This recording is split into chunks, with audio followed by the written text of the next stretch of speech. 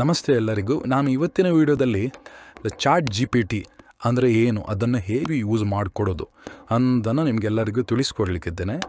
So ನೀವು ಎಲ್ಲ ಕಡೆಗಳು ನೋಡಿರ್ಬೋದು, ಆರ್ಟಿಫಿಷಿಯಲ್ ಇಂಟೆಲಿಜೆನ್ಸ್ ಅಂತ ಎಲ್ಲ ಕಡೆ ಈಗ ಇರುತ್ತೆ.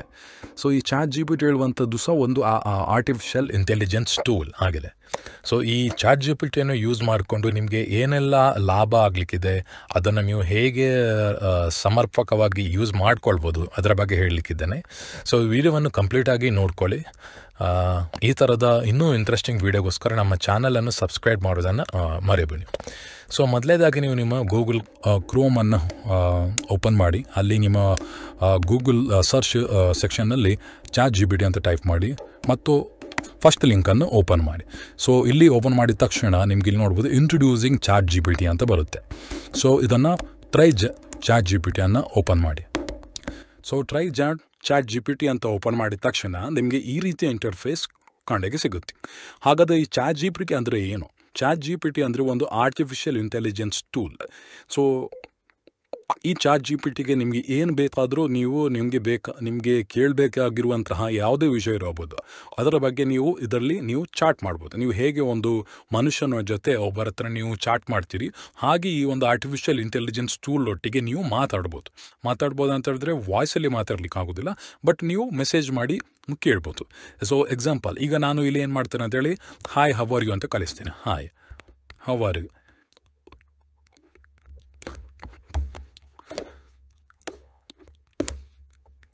ಸೊ ನಾನು ಹಾಯ್ ಹೌ ಆರ್ ಯು ಅಂತ ಕಳಿಸಿದ ತಕ್ಷಣ ನೋಡಿ, hello I am doing well thank you, how about you.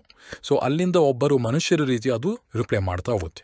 But ಇದು ಏನಂತ ಹೇಳಿದ್ರೆ, ಇದಕ್ಕೆ ಇರುವಂತಹ ನಾಲೆಜ್ ಎಷ್ಟು ಅಂತ ಹೇಳಿದರೆ ಅದೊಂದು ಅನ್ಲಿಮಿಟೆಡ್ ನಾಲೆಜ್ ಅಂತಲೇ ಹೇಳ್ಬೋದು. ನೀವು ಏನು ಬೇಕಾದರೂ ಕೇಳಿದ್ರು ಅದು ಏನು ಬೇಕಾದರೂ ಲೀಗಲ್ ಆಗಿ ಕೇಳಿದರೆ ಅದು ನಿಮಗೆ ರಿಪ್ಲೈ ಮಾಡುತ್ತೆ. ಸೊ ಎಕ್ಸಾಂಪಲ್, ಈಗ ನಾನು ಏನು ಮಾಡ್ತೇನೆ ಅಂತ ಹೇಳಿದ್ರೆ, ನನಗೊಂದು ಅಪ್ಲಿಕೇಶನ್ ಲೆಟ್ರ್ ಬರೀಬೇಕಾಗುತ್ತೆ, ಒಂದು ಲೀವ್ ಲೆಟರ್. ಸೊ ನಾನು ಲೀವ್ ಕೇಳ್ತೇನೆ, right leave letter to my teacher. I am having fever. Okay, so ನಾನು ಇದನ್ನು ಕಳಿಸ್ತೇನೆ.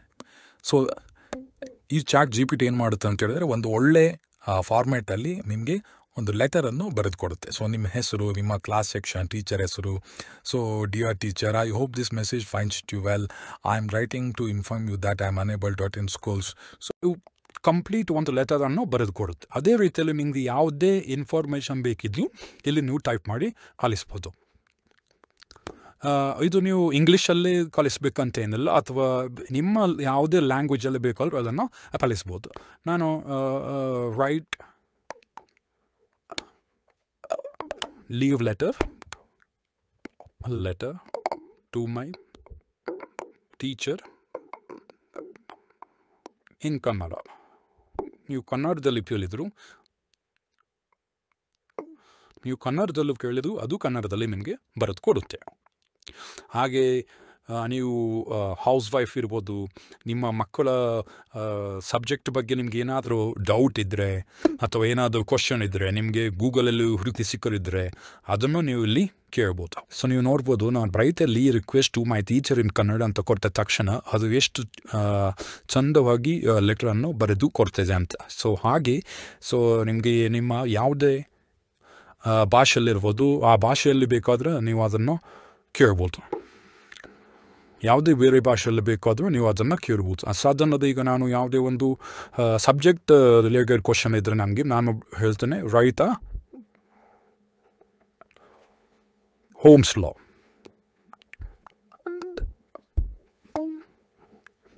ಸೊ ರೈಟ್ ಹೋಮ್ಸ್ ಲಾ ಅಂತ ಕೇಳ್ತೇನೆ.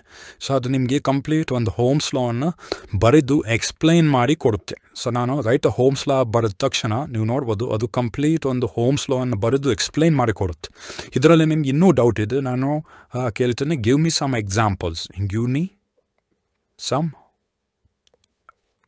ಎಕ್ಸಾಂಪಲ್ಸ್ ಅಂತ.